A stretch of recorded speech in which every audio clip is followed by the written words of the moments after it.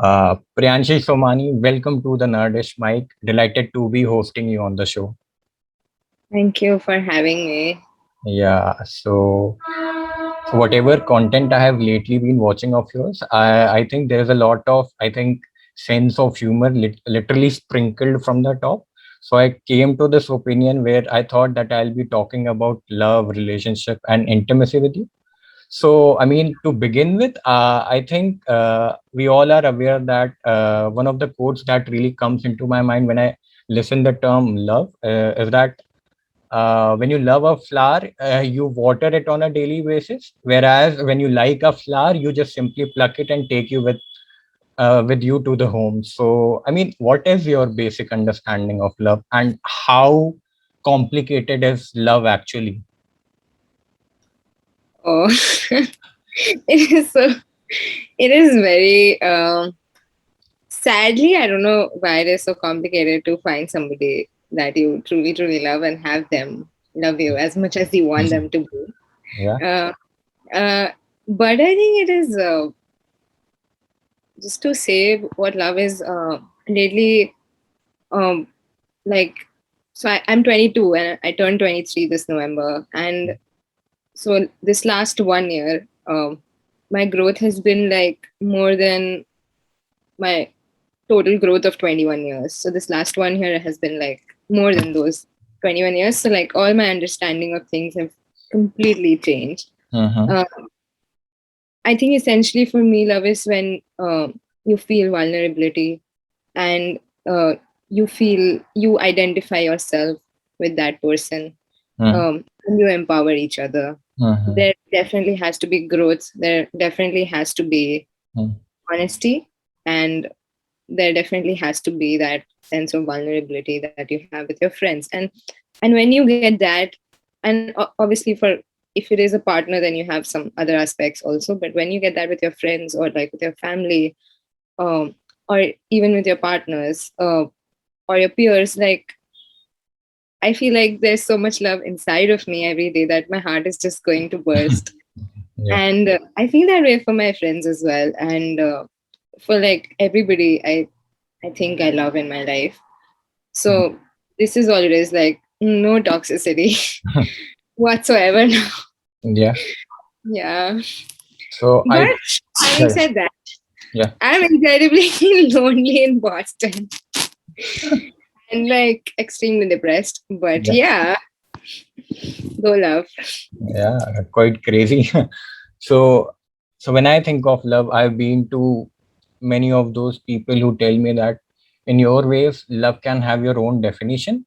But at the end of the day, what we as humans really look for is that somewhere who should be near us to take care of us, and someone with whom we could share our things and tell that how's life going actually on our end.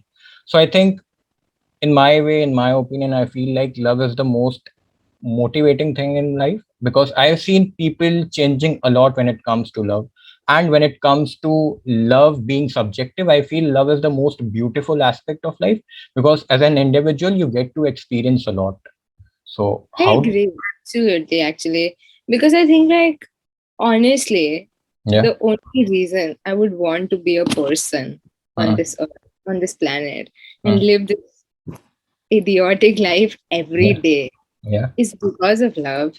If Uh, I didn't have people in my life, and like, if that sort of love language never existed in our relationships, I think I would have I would have killed myself. And I'm not uh, saying this because like I'm sad or anything. Like, why would I want to live? Like, what uh, is it's it's it's like so much of doing, and every single day there is so much struggle. uh, And I absolutely agree with you. Love is the only thing that keeps you going. 100%. So, but there is a downside as well. So, what is happening really these days is that when I see the teenagers, so what they are actually doing is that rather of chasing love, they are chasing individuals, which I feel is very toxic after a point of time. Because, when you chase an individual, down the line, you are sacrificing too many things about your own self. So, I mean, just for the sake of question, if I have to ask, then how would you, suggest or guide any teenager to choose or to, make a line between chasing individual rather chasing love? I think when you say that you're chasing love, I'm not sure like how much different it is from chasing a person.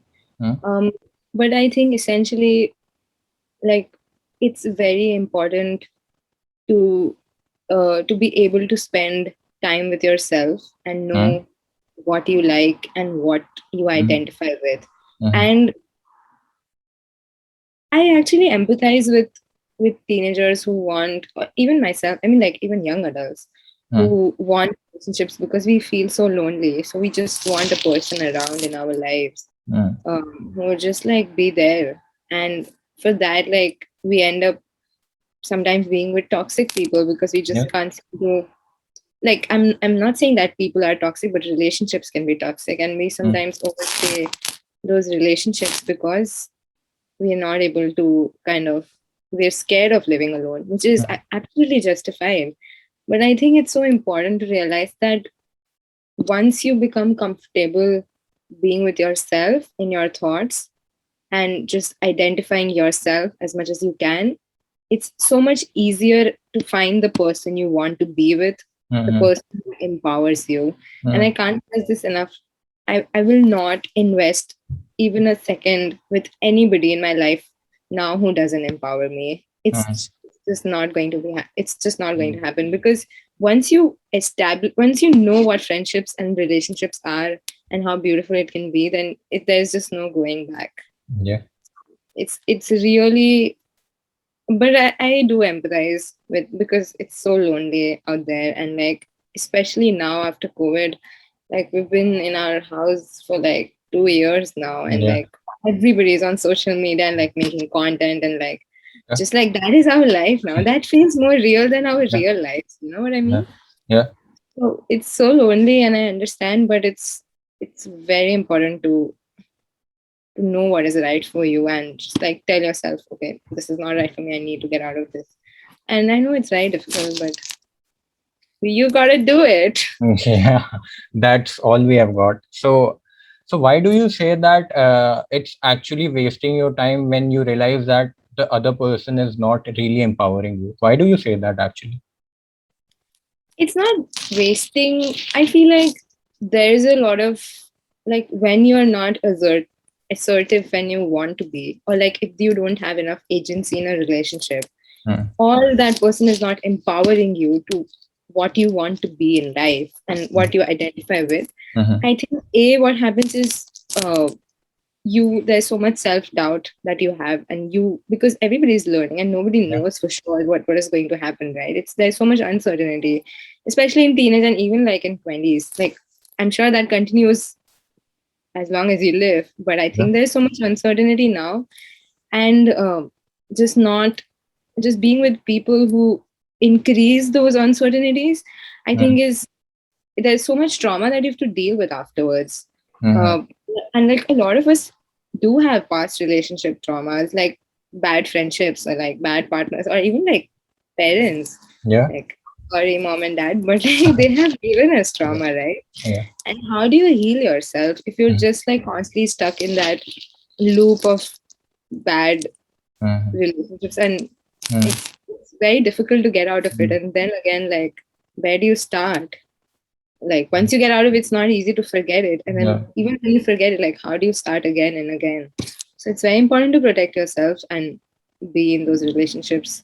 And I'm not saying that it's only for like success or anything, Yeah. and whatever success means. Like, for me, it is definitely having those people and community. I don't care if I don't make enough money. Like, I definitely want to make enough money to sustain myself, but Hmm. I don't want to be like extremely rich. And I'm saying that with certain privilege. So I'm not saying that I don't understand the value of money. I'm not saying that. But Hmm. for success can be different for everybody. But for Hmm. me, it's definitely having that community. I'm sorry, having that community, and just like be there for each other and be kind to each other. Hmm. Uh, So, yeah, kinds of make sense. I mean, we know that everyone is, kind of shitting on their own pile of shit. So if at the end of the day you could get the support of the person who really, empathizes with you or pampers you in a certain way, then I think that can really push you ahead in life. And I really Yeah. get you when you say that empowering someone not only on the basis of their goals or targets in life, but I feel like as an individual I also feel that empowering someone on what they are facing on the daily basis is really important. Yeah. So, It's so important. yeah. Like, just like somebody saying that, you're not occupying you're not occupying a lot of space, and what you're feeling is valid. And Mm, I hear you. Like, these things seem very small, but mm, they play a very important role.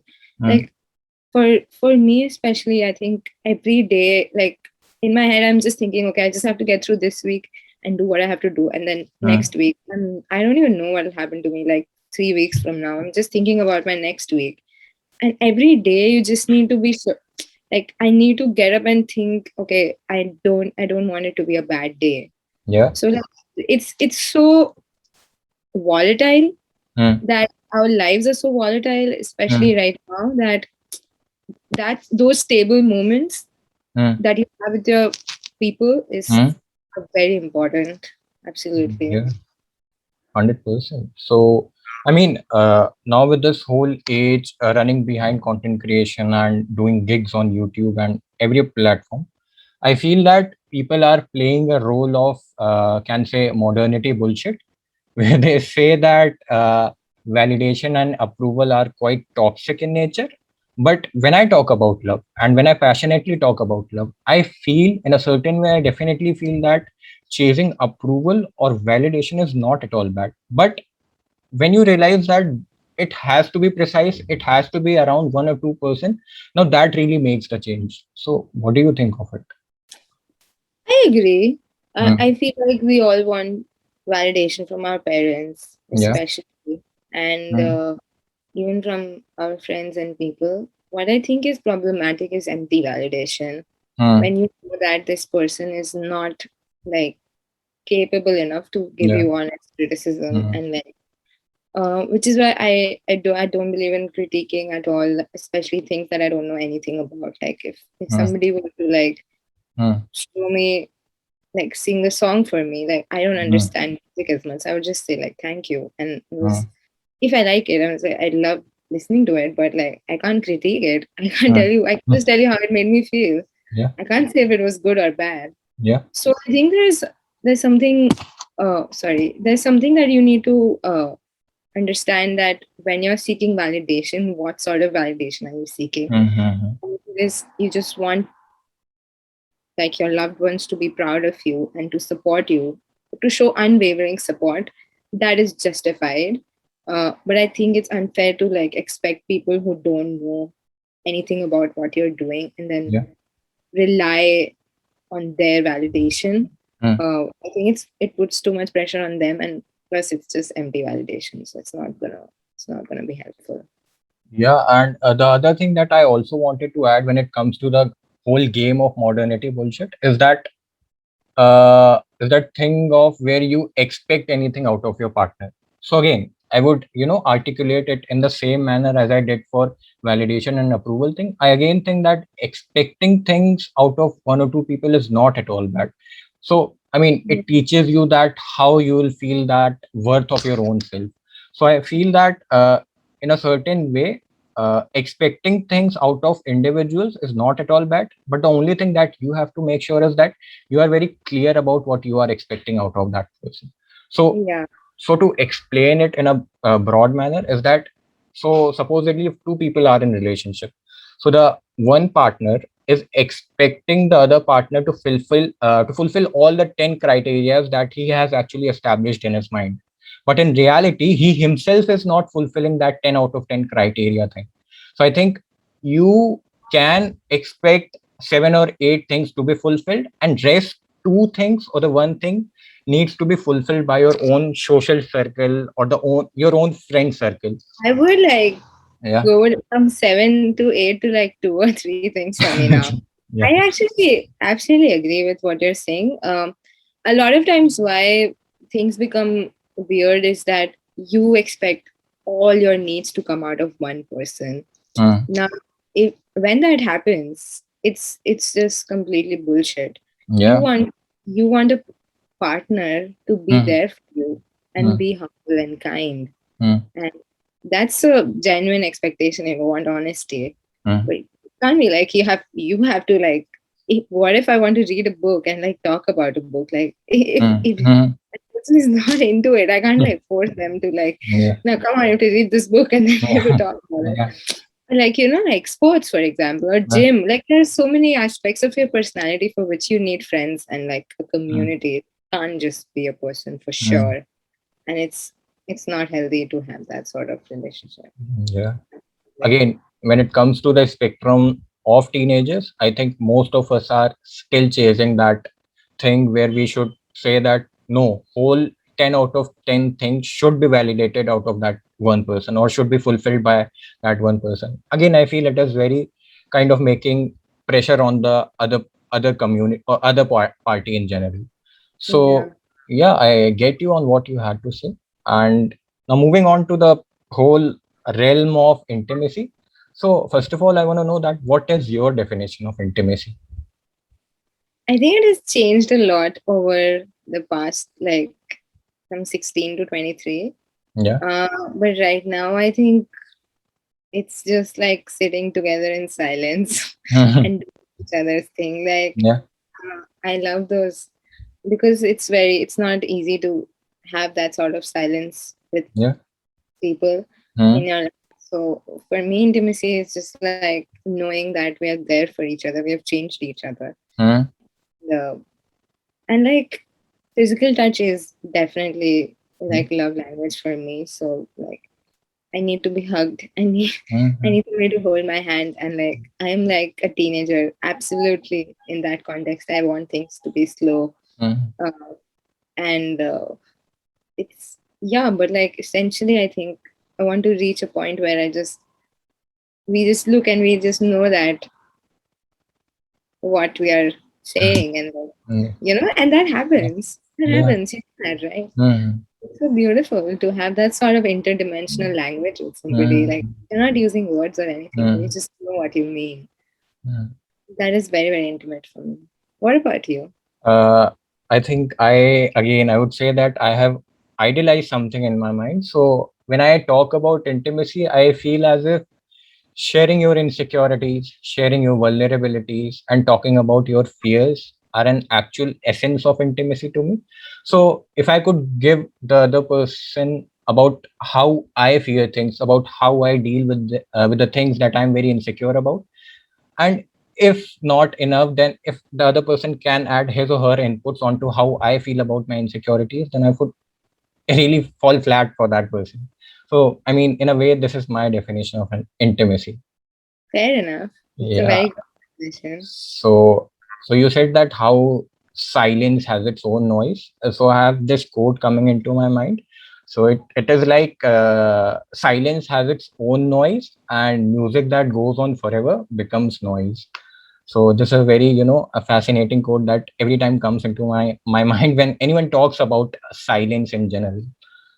So It's a nice word. Thank you yeah. for Yeah. So like intimacy is something that I was not really told that how is intimacy actually experienced.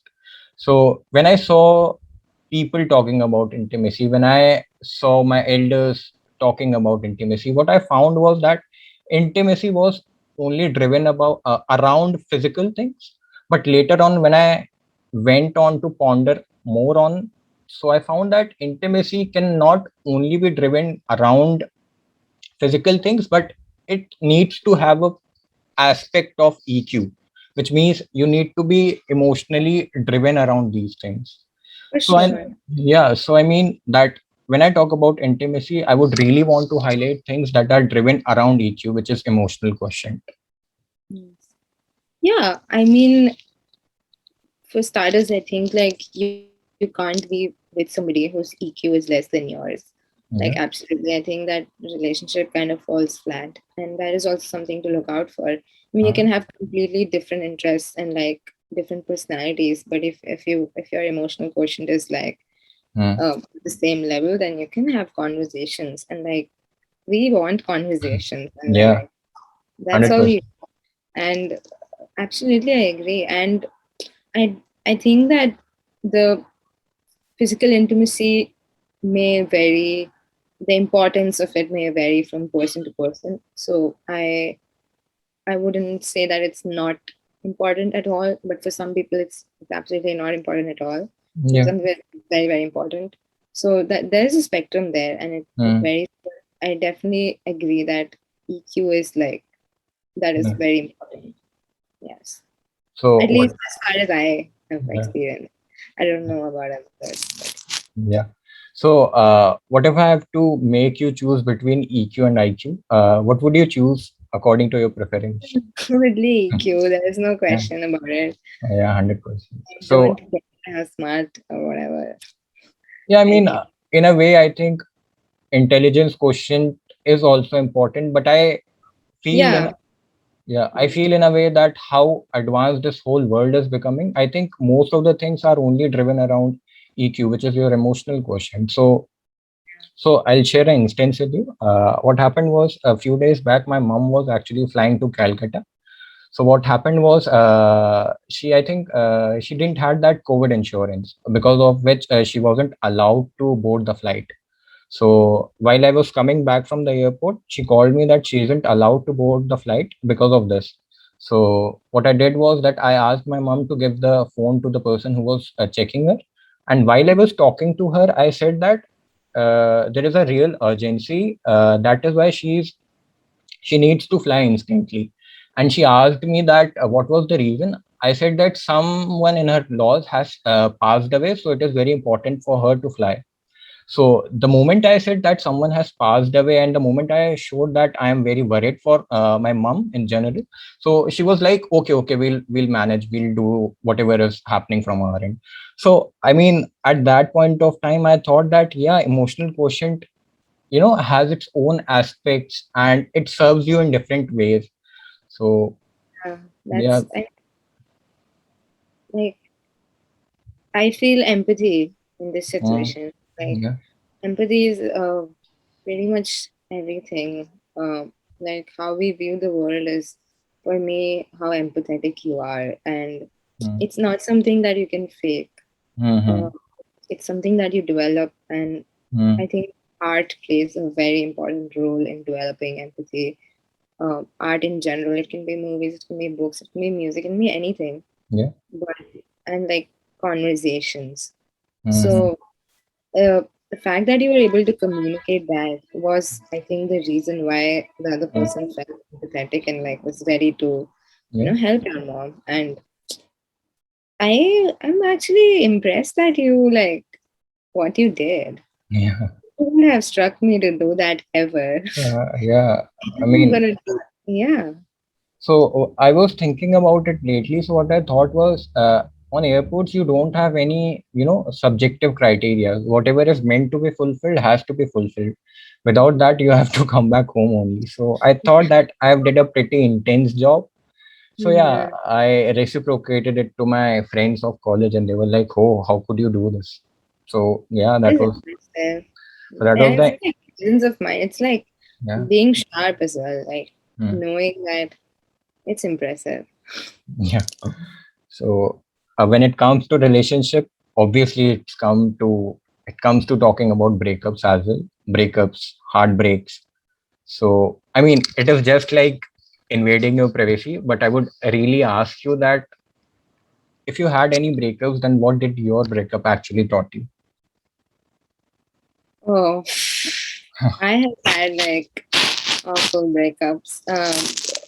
It's like every time I break up with like somebody, even if that person is a friend, but like also like relationship breakups, it's awful and like, and it doesn't get easier also. Like it's not that okay. I've had Yeah. like three breakups and now my fourth one is like going to be any better. It's not going to be better. It Yeah. just gets worse and worse and like Yeah. um, you would think that it might get easier, but it doesn't. Like all your past breakups also kind of like उस पे भी मतलब you're reminded of that, Yeah. and so what it has taught me, I think, like uh, somebody like me, I think I'm very malleable as a person, and like when I'm in a relationship with somebody, I'm always like I always want to like change myself, not in like a bad way. Not that Mhm. I don't want my identity to lose, but like I want to learn as much as I can, and like from that person, and like a lot of people have changed me, and I'm so grateful for that change because I don't think you can navigate through this world Mhm. alone. You need those perspectives. Yeah. So, and just relying upon somebody for so long and then just completely having to like forget them and like hate them temporarily, Yeah. uh, it's very hard. And but going into relationships, you know that this is the pain that you will like, it's a gamble, right? And you know that this is the amount of pain that you might have to bear later, but you still do it. uh, and that's because like human life is pointless, Mhm. and our expression of grief, if people say is pointless, is just like a testament of how stupid and Mhm. meaningless our life is.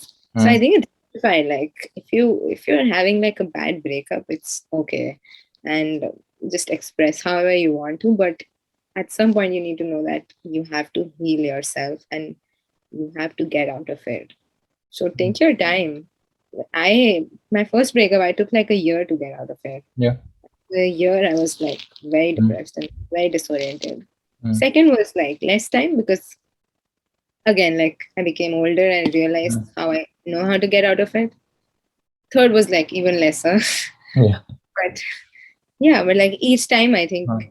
you kind of it's easier to move on, and not that it doesn't hurt, but you just know how to like live your Mhm. life even with the hurt, Mhm.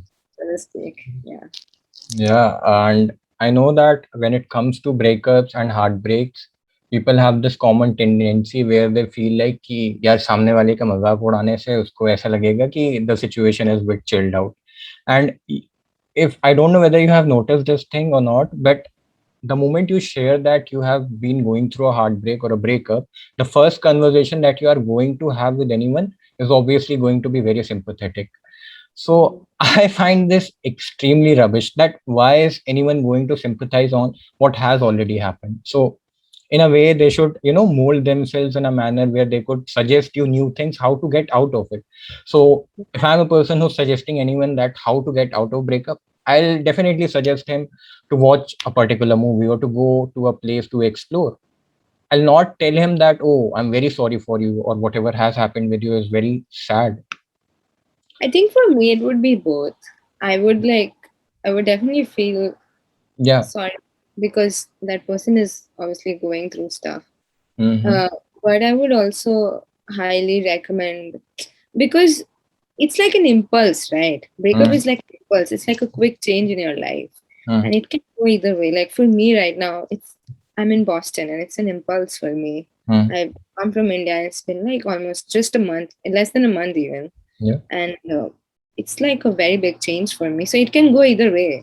Mhm, So you need to like kind of hyper focus during that time and like mm, just polish your personality more. I know it's like a toxic thing to say that pain makes you whatever polished. That's mm, not. I don't believe that you should inflict unnecessary pain upon yourself because mm, it's going to traumatize you. But when you know that at some point this is the end game, and like now there is this pain in my life which is huge, so just channelize it and mm, just, but I'm saying all these things, but like I also take a lot of months to like find myself, and it's okay. Like just if you can travel, like just travel and yeah, like do things that you would never normally do because this is the time to do it. It's an mhm, impulse that yeah, has happened. Yeah, absolutely. And if the relationship is like not good for you, and even if it is like just like falling out of love or like just drifting apart, which is also like absolutely normal, then mm, okay, like just we have to, but we have to teach ourselves to move on for sure. mhm. So I'll take this word from what you explained as that impulsiveness. And I feel that most of the times we as a species of human beings are very impulsive and spontaneous when it comes to thing that requires our, instant attention. So yeah. So I mean, what would you say to those people who seek vengeance after a heartbreak or a breakup? I I mean, I would let you speak first. I want you to speak. uh, okay. I am not sure. Mhm. I think the thing about anger is that, and and I when I was 14, I was like a very angry person. Okay, Mhm. but now I'm just not. And like the thing about anger is, it is like it will drain so much of your energy, Mhm. and, and it does nothing. Yeah. Absolutely nothing. It is most of the times pointless. Not always, Yeah. but a lot of times it is pointless. And now, like, if I get angry, I just feel ashamed of myself. It's Mhm. anger plus shame, so it's worse, Mhm. you know? Mhm. Vengeance, I think, if it is like a small thing, like, just want to, like, I don't know. Honestly, personally, I don't think I would indulge in that, but I think if somebody wants to, depends. It's so complex. Like everybody's relationship so complex, but like if a Mhm. woman, for example, were to like Mhm.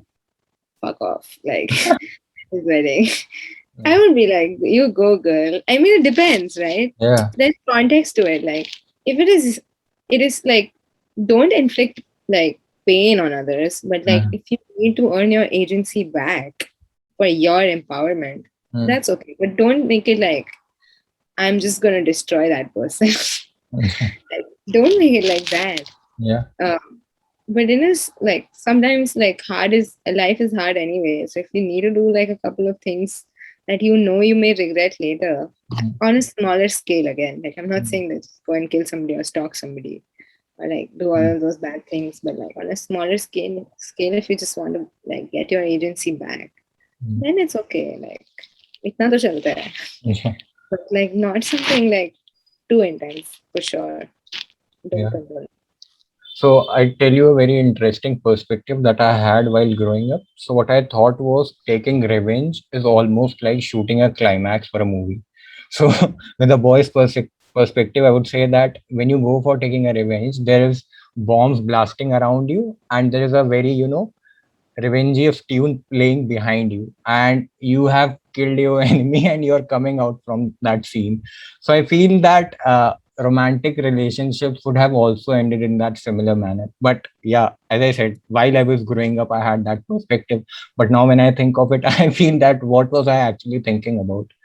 I mean, It it's like it's not completely incoherent. Like sometimes it can be like when a villain or like a hero or a mm, protagonist is like coming out of that after like destroying the enemies, you feel empowered, right? Like yeah, you did it. Kill bad people. So I'm saying like a little bit is okay, but just don't like be a dick. That's all. yeah, yeah, definitely. Yeah. So is that coming from a mentality of alpha female? Because I sense that because most of the alphas are like, यार, मैं इसको नहीं छोड़ने वाली. Whatever happened has happened, but now it's time to teach him a lesson. So I mean, No, it's yeah, not coming from that mentality. yeah, Like I'm saying, like even for a boy, like anybody, sometimes like it depends about power. Okay, so every relationships one there is a power dynamic, yeah, and one person is always more dominating, another person is always more submissive. But like if there is a relationship that was exploitative and you never had any agency, be it a boy or a girl, like mm, anybody, mm, and statistically and historically it has been like women have been more oppressed in relationship and exploited, but like yeah, right now I'm saying even right now it is the truth, but like I'm saying if it was a boy as well, mm, I would like, I don't think it is absolutely unjustified to want that agency back for yourself, mm, like able to walk up to a person who has exploited you and say that, you know what, like you were you were a dick and like I'm over you, and like this is what like I mm, I, I don't think, I mean, if that makes you happy, mm, like personally it wouldn't make me happy as much like going back to somebody, but mm, I imagine like if I were in that situation where doing certain things would make me happy, but again like those things are not like very like not inflicting pain on somebody, on another human. I'm just saying in a Mm. very different context. Then Yeah. I think I would like condone it. Like sometimes you have to do some things for yourself, and it can be unreasonable, and it's okay. And I'm not just saying it for women. I'm saying it even as a man. But like don't do bad things. Like don't do something criminal.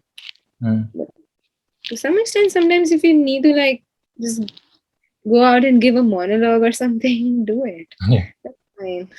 Yeah. Yeah. So most of the times after breakups, we don't have, really ideal closure that one individual provides to the another. So do you think that providing closures is really necessary? Yeah. I think sometimes Yeah. it can be. For me, it is.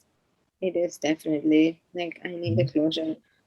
Uh, I like I need to know why it is ending Mm. and be sure that because sometimes you are on hinges and like you have to fight for Mm. relationships and it's worth the fight. It's and it's worth it, but and sometimes you just have to let go. So how do you know that it's either of the one? It's one of the two. Mm. Is that by conversation, like by closure, like Mm. realizing that okay, like we've done enough and like this is it. Mm. For me, it is very important. Like without closure, I go manic. Yeah. I'm like, what do I do? Yeah. Yeah, It's almost like ghosting where you disappear without any reason. And yeah, that definitely aches after a point of time. Even I've heard my friends saying that, yeah, if there was something specific, then she or he could have conversated it to me. I would have found out a solution. But when I hear to the other person, mostly what they are trying to point out or highlight is that those recurring events or those recurring mistakes made by that person has made me take the step. So I kind of take their perspective as that they felt as if their mistakes have made them do this, whereas the other person is thinking no, the other person has definitely skipped the closure, and now this is not really satisfying me or giving me a peace. about ghosting, I get it. I feel like it's not the best way to end relationships, Yeah. and like I feel everybody deserves certain respect who has like been Mm. your friend and like. Yeah. But if it is like somebody whom you've not invested a lot of time and like I still think that you should be like kind and like just communicate that Mm. hey, I just need to reassess my priorities and I don't think this is working for me. And it's not like there's a problem with you or anything. I just like whatever. And Mm. like make sure that you don't damage that person. And if like you don't like certain things about that person, like say it in moderation, but like don't have to always say it also. And then even after you say it, if that person is like just constantly reaching out to you, Mm. there's only so much you can communicate. You know what I mean? So Yeah. sometimes I don't like ghosting, but sometimes you have to do it. Mm. It's sad. It's very sad. But most of the times, I think, like, especially if you've known that person for a while, like, it's awful. Definitely don't do it uh, because it's very traumatizing. Yeah. You feel like you feel you're unworthy when people don't have conversations with you. And you need to have conversation and you need to communicate and like be there as a friend. Like, Yeah. you guys are not in love and you don't want a relation, but just be Yeah. there as a friend if you are the one to break it up, or just take some time as much as you need and then be there as a friend. But definitely communicate and don't just block people out of your life. That's not good. Not Yeah. And I feel that even after breakups, each and every relationship, serves you with something that is very knowledgeable for you. good. And Yeah, if you are taking in that as a blessing or that as a note that you can apply later on in your life, then I feel that is really fruitful. And there is nothing wrong in taking those advices. So relationships have those abilities where they teach you more than these modern can say the education system teaches us. I mean, true. again I'm becoming extremely extreme onto this, but this is what I really feel, that relationships can teach you more about yourself. And schools would not teach you the same way how relationship teaches you about yourself. You learn about you develop an individuality in a relationship, and you learn about yourself, what you like, what you don't like. Yeah. And our education system is like very much a herd mentality sort of approach. Yeah. So in which like you don't learn anything that you will use in your life later. Mm. Literally, there's nothing I learned in my school that I'm using right now, like absolutely nothing. And it's like not even as a person, like forget like career. I'm just saying like in my life also. Yeah. I never read a book. I hardly read books when I was in school. I started reading like 2 years ago. Mm. And so like all best things for me have happened like after I turned 20. So Yeah. really after my like everything I was done, then all good things have started to happen. So I agree, like relationships like completely can be very self identity like and like empowering and like getting to know yourself, like, Mm. having an individual idea and individuality. So I'm with you on this. Yeah. Absolutely. It's very important to have intimate relationships. 100%, I get you on that. So, I mean, do you think that chasing any other individual instantly after breakup is a real good idea? It wouldn't do that Yeah. because I think if it's just like trying to cope with a breakup, Mm. then like knowing that this is not something like I wouldn't immediately want to go from one relationship to another, but Mm. sometimes it can be that you are in love with somebody else, which is why you're breaking up with somebody. Yeah. So if that is the case, it's something else. But like it's again, it's very like contextual Yeah. what I would do in a situation. But I think like if like we talked about before, like it's an impulse in your life and like just absorb it and let it like let that energy dissipate in Mm. yourself and whatever and like absorb it and like polish yourself Mm. if you can and like in the process like for sure like do what you need to do to be happy. I'm not gonna tell you how to be happy. If you Mm. want to be with somebody. uh Personally I think I would like take some time. Mm. Yeah. So again, coming back to the realms of modernity bullshit, I had this question that I have been getting belted a lot for this question while I was adding it to my task list. So the question is somewhat like, what do girls actually look for in boys, ideally?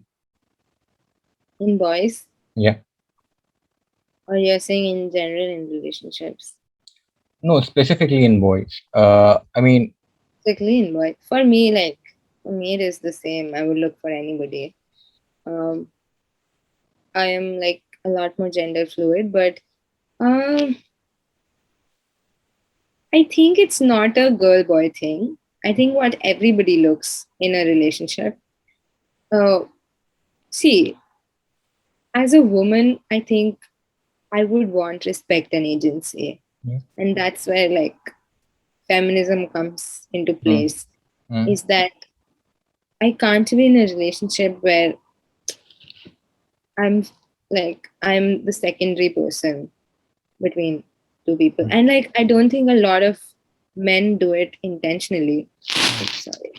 A lot of men do it intentionally. I feel like it's charge my laptop.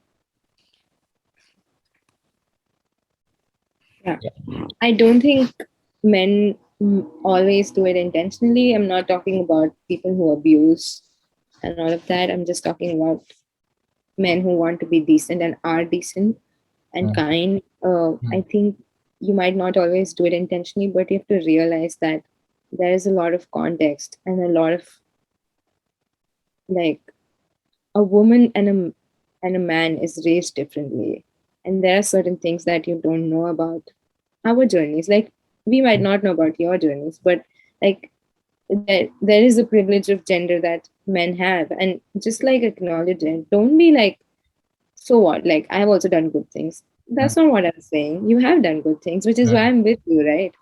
But there is a privilege that you have. Like, I've done good things, but I've not got how much I deserved. And Yeah. that we know as a matter, as a fact. Mm. So like be more empathetic towards gender issues, I would say. And like sometimes uh, you may not know them, so I think it is like all the more important to read about them. And like if you don't want to read, just listen to your partner. And like when I say listen, just don't hear it and like just give solutions. Just like listen to it and give a hug. Hmm. Like sometimes that's better than just like telling somebody what to do. And this is like the most important thing that I want in my partner. And if it's a male partner, definitely that I'm being heard and I'm not trivialized or demonized in that context. And there is like I said, like there can be a power dynamic in a relationship which both of you decide yourself, but there has to be some agency. And everything else, like just be honest and Yeah. communicate. Like Yeah. if you don't want to be like exclusive, just tell that you don't want to be exclusive. Just Yeah. like have a conversation. Hmm. And like yeah. So I'll specifically take three things out of what you said. One is honesty, the other one is being loyal, and the other third one is being Loyal, although I'm saying it can be different for everybody. Some okay. people are in Sure, an open relationship, sure. some people are polyamorous, some people. I'm just saying like there should be like a communication, Hmm. like, and from both parties. Yeah. Like it's not just like women or men. Like everybody should communicate and be Yeah. like honest. So being expressible in a way where you can project what you are actually feeling or what the other person is actually feeling. Yeah, yeah. Okay. So you spoke about the feminism thing. I want you to give your perspective on why people have complicated feminism a lot in India. See, I think any issue that is, it's not just feminism. It's also veganism. It's also Yeah. all these issues that there are certain people who have power in society. Okay, and when you want to change the system, Mm, break the system, talk about issues like Black Lives Matter, for example, yeah. like anything that is a movement where other, like you have to recognize your privilege Mm, and give up on some of it so mm, that others get a chance. It's going to be demonized, it's going to be trivialized, it's going to be shut down. mm, Now, a lot like if we just talk about even veganism, mm, like think about the industry that we the food industry, like how many animals are raped mm, and murdered so that we get a burger for like $100, mm, which is which is so cheap, right? yeah. And like McDonald's is making so much money and like there's so much exploitation. Mm, Even like our fashion clothing, this, and we know all these things, yeah. but we learn to like let it go because we have the privilege to let it go. I'm not being didactic that just be a vegan or just be a feminist, which I think essentially is the same thing, but we'll talk about that some other time. But like just be something. I'm just saying that we can definitely be more empathetic and like just be a decent person in our lives instead of like being an activist. I think activism definitely starts from home. Like if you see something in your house that you feel is like unfeminist, a feministic, like for example, I always point out in my house if I feel like there's a different treatment in terms of like me and my brother or my hubby or like my mom and dad, and I just can't live with it. So like I will definitely point out that this Mm, is wrong, and I will I will not condone this. I will not be a part of this, and you guys have to change it. And if you can't change it, then I'm not going to be part of this conversation. Like for me, it is like my identity, and I cannot separate it. mm, I cannot just be in that. Like if I meet somebody who's sexist, if you're like the most good looking person on earth, I'm sorry, I can't do it. yeah. Because like the emotional quotient doesn't Mm, match. And I'm saying like sometimes you don't try to be like I am very sexist sometimes, and it's like I'm not saying that I'm proud of it. It's a mistake. You mm, internalize all these things growing up. It's not easy to be like non-bigoted, you know. So just like watch good movies, mm, I suppose. And in India, I think like all issues, it becomes feminism become an elitist thing, which is, and they're like feminazis and all of that. Like you don't want men.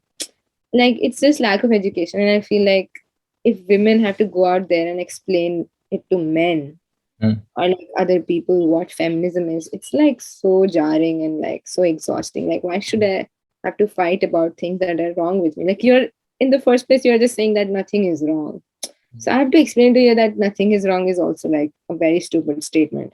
And mm, then I have to again and again talk about my struggles. Like, I don't want to do it. Just like make a world a better place so that I can live. mm, mm, And that's so much like, and somebody who's marginalized, like, I'm not talking about only women, like disabled, like disability or like old age. Like, there's so many sectors in our society that are marginalized. And if they have to like explain themselves again and again, it's just so exhausting for them. It's not their duty to do it because they don't have the privilege. We have the privilege. So it is our duty to be like mindful about it and like understand that this is something that is wrong that is happening, and like it has been happening for, and fuck everything else. मैं तो बोल रही हूँ कि just look at statistics. Just go around and talk to 5 of your male friends and 5 of your female friends and ask them that, do you feel scared, mm, or do you feel like you have had somebody close in your life who is like sexually like who, with whom you've encountered a sexual misconduct, was mm, just misbehaved with you? Do you sometimes, like, if you were in a room with 5 men, would you feel uncomfortable? mm, And and if I ask a man, if you were in a room with 5 women, would you feel uncomfortable? Like, there's so much disparity in the answers, right? So you just know that this disparities exist. mm. And it's proof, like, you don't need any other proof. You just go and ask a woman, are you happy or not? And she's just gonna say, I'm not, Yeah. being a woman. So like that's it. Like, I don't need any proof to say anything else. Like, if we have like living examples of people saying that I'm not. And like, it's not just 1 or 2 people. Just ask any 5 people randomly. And I doubt anybody would say like anything. I mean, would say something that is significantly different from what I'm saying, because Yeah. a lot of our struggles is very, very united, and like, which is why I love feminism, right? Yeah. Because it's a community, and we can talk about things, and there's a platform. It's a microclimate. It's Mm, now not micro, but mm. like just being able to talk about things that you can't usually, and which is what we were talking about Yeah. before in Yeah. our close life. But this is essentially in a larger space where better things can happen. Yeah. Kind of agreeing with you. So, you spoke about movies. So, are there any specific movies in your head that could really fuel the this ideology of feminism? Conversations like that would really fuel conversations about feminism. You're Yeah. asking? Yeah. Oh, I would say a lot of films actually. I feel for starters, what you could do is just start watching movies that female filmmakers make. Yeah. But like on the top of my head, which I watched a film recently by Helen Lee.